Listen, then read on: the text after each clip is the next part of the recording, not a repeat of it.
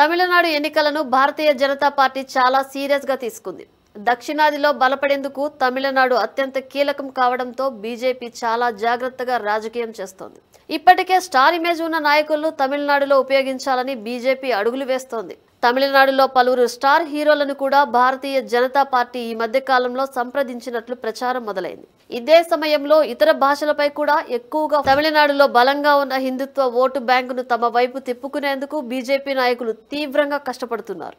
ఆంధ్రప్రదేశ్లో అధికారంలో ఉన్న జనసేన పార్టీ అధ్యక్షుడు ఉప ముఖ్యమంత్రి పవన్ కళ్యాణ్ ఇమేజ్ కూడా తమిళనాడు ఎన్నికల్లో ఉపయోగపడే అవకాశం ఉండటంతో బీజేపీ జాగ్రత్తగా వ్యవహరిస్తోంది. పవన్ కళ్యాణ్ కొన్ని రోజులుగా తమిళనాడులో హిందుత్వ ఓటు బ్యాంకుపై దృష్టి పెట్టారు.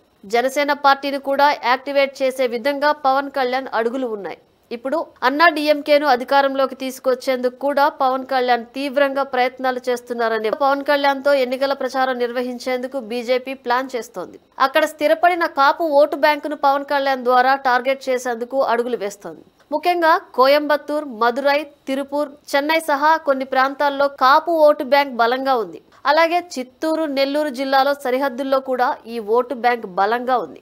దీంతో పవన్ కళ్యాణ్ అయితే తమకు లాభం ఉంటుందని బీజేపీ భావిస్తోంది. అటు తెలుగుదేశం పార్టీ కూడా తమిళనాడులో కాస్త కార్యకర్తలను కలిగి ఉంది.